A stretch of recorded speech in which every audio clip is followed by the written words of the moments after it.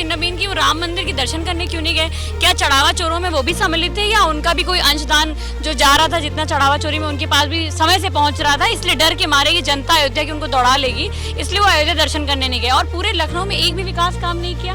कोई एक ऐसी चीज बताई हो नितिन नवीन ने लखनऊ में आकर के जिससे लोगों को लगा हो कि नहीं, लखनऊ में भारतीय जनता पार्टी की सरकार ने बहुत विकास का काम किया गया? राम जी उनके मोदी जी के पैर छू रहे हैं, हनुमान जी को रोडों पे नचा रहे हैं, तो इस तरह से जिस तरह से जनता का हरण कर रहे हैं, आप राम जी के नाम पे वोट ले रहे हैं और राम जी की ही सुरक्षा नहीं कर रहे हैं। जो नितिन नवीन जी आए हुए थे तो उस वक्त भी हम देख रहे थे कि जो कर्फ्यू का एक आलम बना हुआ था हमारे लखनऊ का, कर्फ्यू किस मामले में? कर्फ्यू इस मामले में कि उनके कार्यकर्ता नहीं दिख रहे थे। देखा कि नगर निगम वालों को टोपी पहना के और उन्होंने बता दिया कि हमारे कार्यकर्ता हैं, तो बताइए इनको ऐसे सरकारी विभागों की भी जरूरत पड़ रही है, उनको कार्यकर्ता बना के ये लोग जमीन पर उतार देते हैं। नमस्कार, मैं दिव्या श्रीवास्तव और आप सभी देख रहे हैं #भारत न्यूज। लगातार 2027 के चुनाव को लेकर के तैयारियां जोरों शोरों से चल रही हैं, चाहे वो भारतीय जनता पार्टी में आए राष्ट्रीय अध्यक्ष नितिन नवीन हो या फिर यहाँ 2027 के चुनाव की तैयारी करते हुए अखिलेश यादव।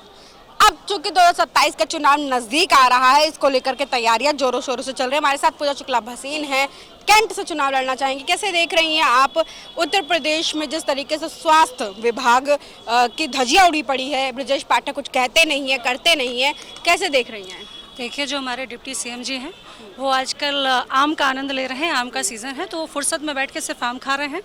इसके अलावा रही बात स्वास्थ्य व्यवस्थाएं की, तो कुछ दिन पहले ही देखा था कि किसी अस्पताल का, हमारे कैंट विधानसभा में ही अस्पताल है, अस्पताल का एक वीडियो भी वायरल हुआ था जहाँ पे सारी स्वास्थ्य व्यवस्थाएं ध्वस्त थीं, मगर उनको इस बात से कोई लेना देना ही नहीं है। वो जानते हैं कि दोबारा से उनको चुनाव इस कैंट विधानसभा से लड़ना नहीं है। वो यहाँ से अब चूँकि आप जानते हैं कि वो विधानसभा हमेशा बदल देते हैं, तो इस बार भी उनकी ऐसी ही मंशा होगी, तो इसलिए वो काम करके कर भी क्या लेंगे? तो काम करने की उनकी कोई मंशा है नहीं। स्वास्थ्य व्यवस्थाएं ध्वस्त पड़ी हुई हैं। कल जैसे कि परसों था शायद जो नितिन नवीन जी आए हुए थे, तो उस वक्त भी हम देख रहे थे कि जो कर्फ्यू का एक आलम बना हुआ था हमारे लखनऊ का, कर्फ्यू किस मामले में? कर्फ्यू इस मामले में कि उनके कार्यकर्ता नहीं दिख रहे थे। देखा कि नगर निगम वालों को टोपी पहना के और उन्होंने बता दिया कि हमारे कार्यकर्ता हैं, तो बताइए इनको ऐसे सरकारी विभागों की भी जरूरत पड़ रही है, उनको कार्यकर्ता बना के ये लोग जमीन पर उतार देते हैं। तो इसी से पता चलता है कि जनता में कितना रोष है इस चीज़ का, और इसका जवाब जरूर दिया जाएगा 2027। कैंट से अगर आपको टिकट मिलता है, उसके बाद अगर कैंट में आप सबसे पहले क्या सुधार करना चाहेंगे अगर जीतती हैं तो? सबसे पहले तो जो ट्रैफिक सिस्टम है, अभी देख रहे हैं कि एम्बुलेंस, अभी मैं जब रास्ते में आ रही थी तो एम्बुलेंस फंस गई थी। वीआईपी मूवमेंट में इन लोगों ने डाइवर्जन इतना ज़्यादा कर दिया है कि लोगों को 1 किलोमीटर 1.5 किलोमीटर आगे तक जाना पड़ रहा है। सबसे पहले तो उसमें हम व्यवस्था में सुधार लाना चाहेंगे।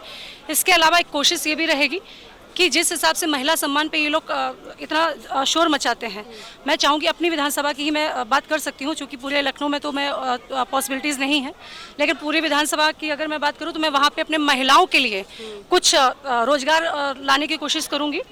इसके अलावा सेफ्टी बहुत बड़ा हमारा प्रश्न चिन्ह है जो इस समय भारतीय जनता पार्टी की उसमें है, सरकार में। तो एक सेफ्टी में जो भी मैं कर पाऊँगी मैं विधानसभा में करने की कोशिश करूँगी। अगर ब्रजेश पाठक चुनाव लड़ते हैं तो क्या आप टफ कंपटीशन दे पाएंगे?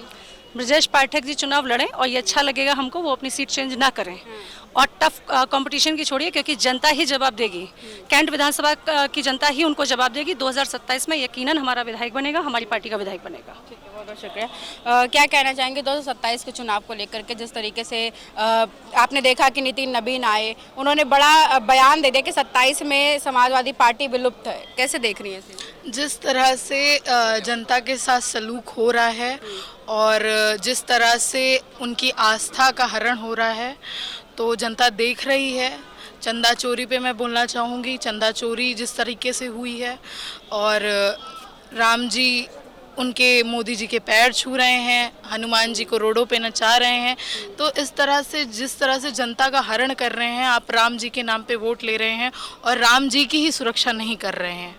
तो मैं यही कहना चाहूँगी, इस चीज़ को देख के जनता जवाब देगी और 2027 में हम समाजवादी पार्टी की सरकार बनते देखेंगे बहुत जल्द। ठीक, बहुत बहुत शुक्रिया। देखिए, अगर हम बात करें 2027 के चुनाव की, तो लगातार आप देख पा रहे होंगे कि इस तरीके से 27 की जो तैयारियां हैं वो जोरों शोरों से चल रही हैं। हमारे साथ पूजा शुक्ला जुड़ रही हैं, इनसे बात करेंगे। क्या कहना चाहेंगे? नितिन नवीन ने कहा कि 2027 में समाजवादी पार्टी समाजवादी पार्टी बनने वाली है, इसको कैसे? नितिन नवीन जिनकी खुद की कोई पहचान नहीं है, खुद की कोई आइडेंटिटी नहीं है, पैरा शूटेड राष्ट्रीय अध्यक्ष को ये शोभा नहीं देता कि वो समाजवादी पार्टी के बारे में बात करें। वैसे ये बताएं नितिन नवीन कि वो राम मंदिर के दर्शन करने क्यों नहीं गए? क्या चढ़ावा चोरों में वो भी सम्मिलित थे या उनका भी कोई अंशदान जो जा रहा था, जितना चढ़ावा चोरी में उनके पास भी समय से पहुंच रहा था, इसलिए डर के मारे कि जनता अयोध्या की उनको दौड़ा लेगी, इसलिए वो अयोध्या दर्शन करने नहीं गए? और पूरे लखनऊ में एक भी विकास काम नहीं किया। कोई एक ऐसी चीज बताई हो नितिन नवीन ने लखनऊ में आकर के जिससे लोगों को लगा हो कि नहीं, लखनऊ में भारतीय जनता पार्टी की सरकार ने बहुत विकास का काम किया गया है? तो ऐसा अध्यक्ष जो गूंगी गुड़िया की तरह काम करता हो, उसके मुंह से इस तरह की बातें शोभा नहीं देती। नहीं तो जिस तरीके से नितिन नवीन राष्ट्रीय प्रेरणा स्थल गए, आपने कहा एक ऐसा काम दिखा तो दिया। वो प्रेरणा स्थल जो वीरान हो चुका है, जिसमें मूर्तियां जर्जर हो रही हैं और अभी उसका उद्घाटन हुए कुछ ही महीने हुए हैं, ना पेड़ों के नाम पर वहां पर पेड़ नहीं है, भारतीय जनता पार्टी ने वहां पर ना किड जोन बनाया है, ना वहां पर कोई इस तरह का। अभी आप देखिए कि टूरिस्ट जा रहे हो, अगर आप टूरिज्म की बात करें, अगर आप पार्क की बात करेंगे, तो मुझे लगता है कि भारतीय जनता पार्टी के लोगों को आदरणीय अखिलेश यादव जी से सीखना चाहिए। लोहिया पार्क और जनेश्वर मिश्रा पार्क घूम के आए, तब उन्हें समझ में आएगा कि पार्क होता क्या है। 27 के चुनाव को लेकर क्या कहेंगे आप? 27 के सत्ताधीश तैयार हैं और माननीय अखिलेश यादव जी मुख्यमंत्री बनेंगे और हम सब लोग उत्तर प्रदेश के विकास में सहयोगी रहेंगे। देखिए पूजा शुक्ला से हम बात करें तो 2027 के चुनाव को लेकर के क्या कहेंगे? 27 के चुनाव को लेकर यही कहेंगे कि हम लोग बहुत मजबूती से चुनाव लड़ने जा रहे हैं और माननीय हमारे राष्ट्रीय अध्यक्ष अखिलेश यादव जी 2027 के सत्ताधीश बनेंगे और सर्व समाज मिलकर उनको वोट देगा और पीडीए की सरकार बनेगी। क्या लग रहा है, पीडीए की सरकार बनेगी? और क्या, 2027 में हमारे राष्ट्रीय अध्यक्ष ने कहा तो हम लोग 270 सीटों के साथ 2027 में सरकार बना रहे हैं।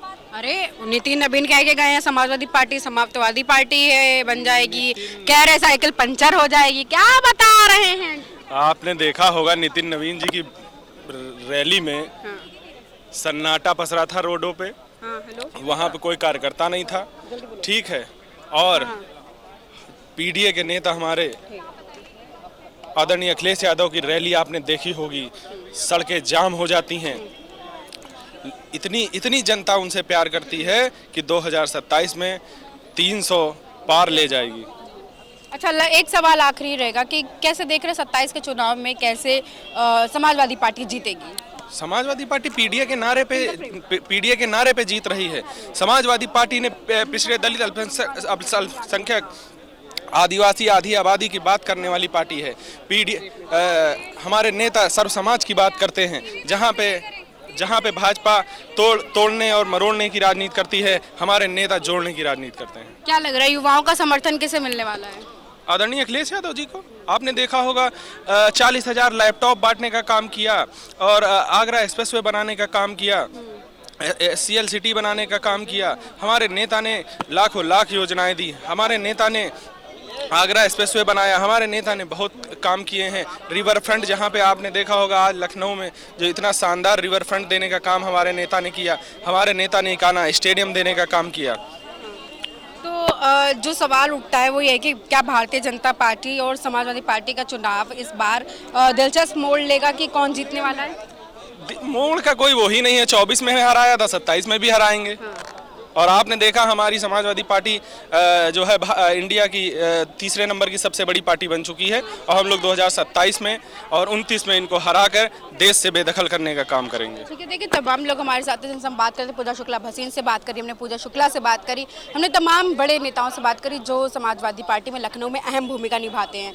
तमाम को और जानकारी लाते रहेंगे, जुड़े रहे #भारत न्यूज़ के साथ। आपका क्या कहना जरूर बताएगा कमेंट सेक्शन में और साथ ही साथ वीडियो कैसी लगी ये भी बताएगा कमेंट सेक्शन में। बहुत बहुत शुक्रिया।